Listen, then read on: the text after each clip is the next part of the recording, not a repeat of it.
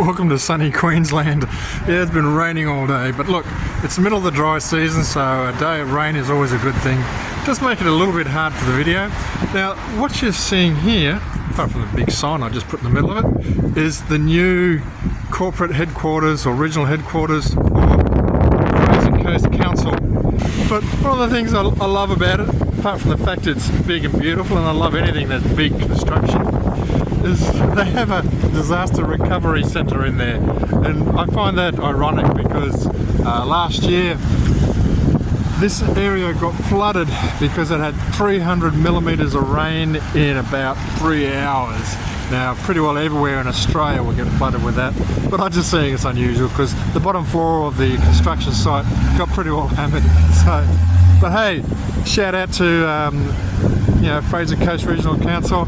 It's a big building. It's also got the library as a hub in there, and it's going to do a lot for revitalising and strengthening this area of Main Street and creating a CBD for Hervey Bay. For those who are not totally familiar, Hervey Bay was always like a satellite of 7 fishing villages, so it didn't really have a heart. But now that heart is beating and beating strong. Good on you, Council. Now this is all you're going to see from this angle anyway, of probably the biggest industrial project in a long time for thousands of kilometres. Down this dirt road, gravel road, you will find the new train assembly plant at Torbanlea. What's famous about Torbanlea? Well, Torbanlea has a pub, it has a showgrounds, and it has a school. However, you can just see the train station there. If you go along the train line here, it'll go down to the factory. I'll put a photo up of the main entrance. It's very unfriendly because it's not a tourist area by obvious standards. There's just something about this area. You've got the munitions factory, which is obviously no tourists allowed in that area, and you've also got the correctional facilities. Yes, I've experienced inside the correctional facilities as a visitor and a supplier first. Don't get too carried away. And yeah, I can tell you all about the fluffies one day, but that's another story. Alright, so there's plenty of data. I'll put some material together on some still shots here for the train assembly plant, just to give you a size and scale. Look, it's bigger than a football stadium. It's just continues to say why it's all getting very big in the borough.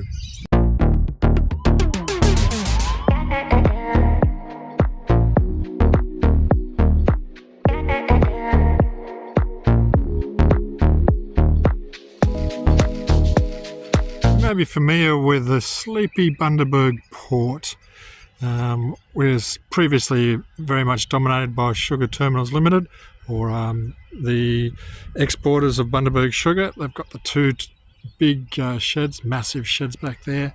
You've also got the export hub for wood chips that come up from Maryborough and that sort of area. Well, I want to show you about 200 metres further north and let you get an understanding on what the big things are changing and happening in the port of Bundaberg. So let's start with the old Archery site. You may find this familiar. It's one of the properties I actually managed to sell recently, so that was good.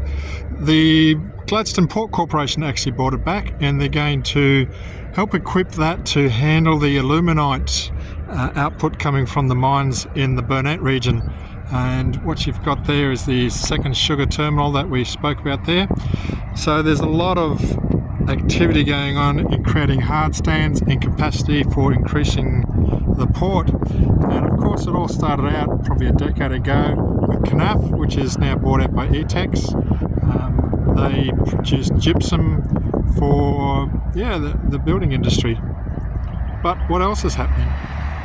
So here we see the multi-use conveyor belt, the new one that was constructed by Gladstone Port Corporation. It's the conveyor belt in front of the big shed. You see a little bit more of it now, and it goes up to the actual terminal. That's what to be used for the mining material coming in from the North Burnett region. So you got a bit of activity there, and behind us, Oh, look at that. Always got to see what's going on with the crane. Okay, here's some bulk capacity for Bundaberg sugar with the molasses in particular. But the next stop is what I really want to tell you about, and that's what's happening where the crane is. Here we are on the western side. It's a secured area, but this is where Pacific Tug is going. And if you haven't been aware of Pacific Tug is a family Australian company, and they've chosen Bundaberg Port to do their next, I don't know what you would call it actually, tug refurbishment plant. So what they actually do is Bundaberg, because we are the most northernest port in Queensland outside of the cyclone zone, and what happens is all the tug companies bring their tugs up here. These guys pull them out of the water and give them refurbs and refit outs. It's a huge industry, all about huge weights in particular. And it's not only just Queensland and New South Wales that'll be benefiting it, they will actually be bringing tugs in from the Pacific area. So you've got like Fiji and the Solomon Islands and Tonga, all those areas that also have a lot of reliance on tugs and ferries.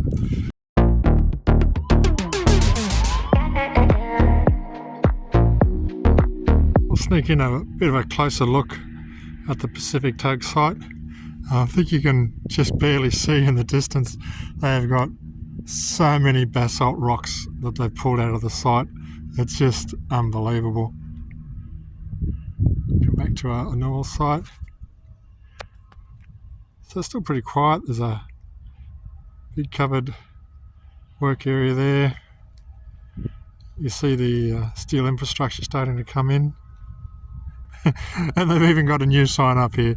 So still not sort of allowing public entrance at this stage. But it's an exciting project, and it's a big project. And it's one that's going to be well leveraging for the Bundaberg Port. And if you want a bit of an understanding where exactly it is, it's next to the Coral Farm, Monsoon Coral Farms. All right, if you haven't done the tour there, make sure you do, because it's definitely a lot of fun. And there's the Burnett River down there, and the Fisheries Wharf section and the Marina Port. Things just continue to get big in the borough. I'm currently in the Maryborough Showgrounds, and if you haven't heard, Maryborough is going to host the archery in the 2032 Olympics. Now that's quite a good common sense approach actually, because there's quite a strong influence in archery in this area. There used to be an archery centre at Tyro, and to be honest, there's probably a fair few boys and girls who go out in the mountain ranges and go more archery hunting. Now that might be a good thing that we can do for Australia. We can put in a new category in archery. It wouldn't be the first time that we've had something uniquely Australian go worldwide. And I'm here at the showground because whilst I'm not sure where everything will be, but I think the showgrounds would be a good place to actually build the infrastructure that they're going to need. So yeah, continuing things in the Maryborough. Oh, is that a boar? So I'm in Maryborough, and I'll tell you what, it's all happening in the borough. Now, you may be familiar with the industrial estate here just off the freeway. Very much used to be heavy much into sawmill and transport. You can see Rich's across the road there. And now there's a lot more new factories being built to get us out of timber in particular. And of course it's raining. I don't know how much it's going to come up on here.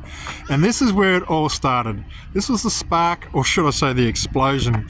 The Rhienmettal Munitions factory.